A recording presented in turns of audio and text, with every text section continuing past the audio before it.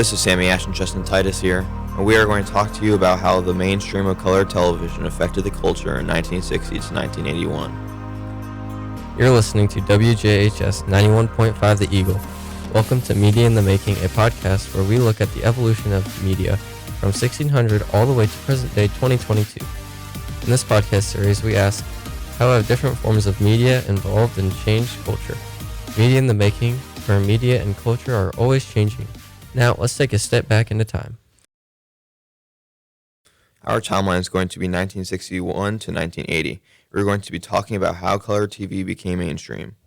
The first step to make the color TV mainstream was the premiere of Walt Disney's Wonderful World of Color in September 1961. It created a turning point that persuaded consumers to go out and purchase the color television.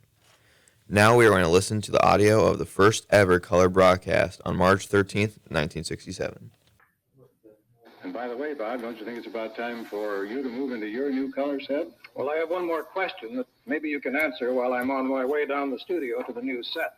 Just what will this change mean to the Channel 2 viewers who will still be watching us in black and white?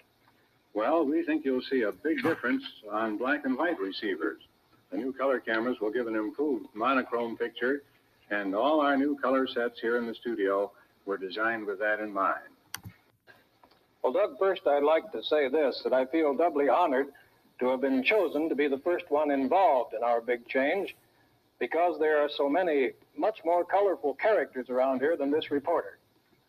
In the news tonight, Governor Hughes has raised doubts about Dubuque's financial flood dilemma. We'll have the story right after this message for Standard Oil. Watching TV in color now is so much more detailed than it was in 1960 to 1981.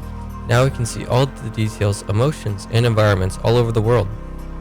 I personally saw a clip of Will Chamberlain. He's a famous basketball player and a Hall of Famer, one of the best to ever do it, playing in the 60s. And back then it was black and white, but they somehow managed to put the clip in color and HD. When it was aired, it was obviously in bad quality. Like I said before, it was black and white.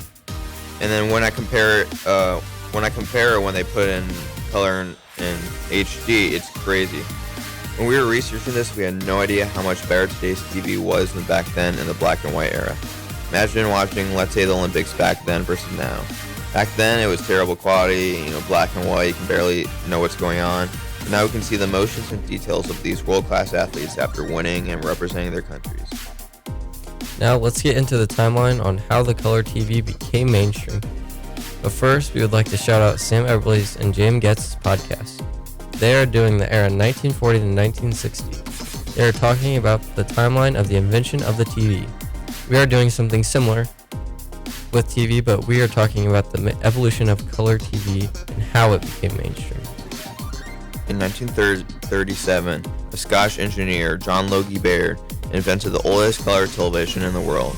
In the 50s, the general public was introduced to color television for the very first time.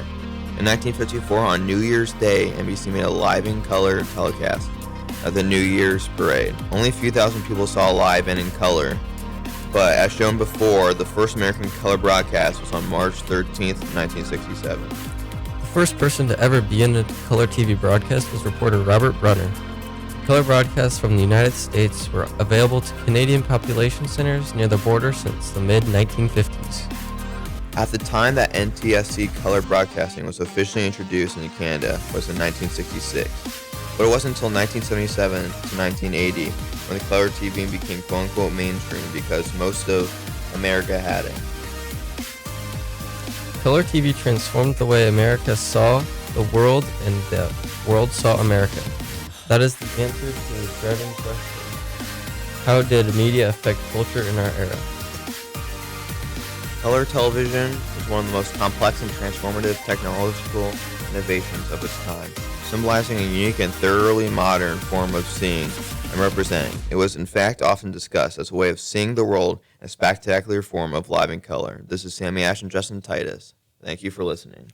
Media in the Making is brought to you by WJHS 91.5 and the Eagle Tech Academy Mass Media classes. Media in the Making, teaching you about the evolution of media throughout history and its effects on culture. For more from Now the Students, the podcast series is on the 91.5 website. WJHS 91.5.org thanks you for joining us.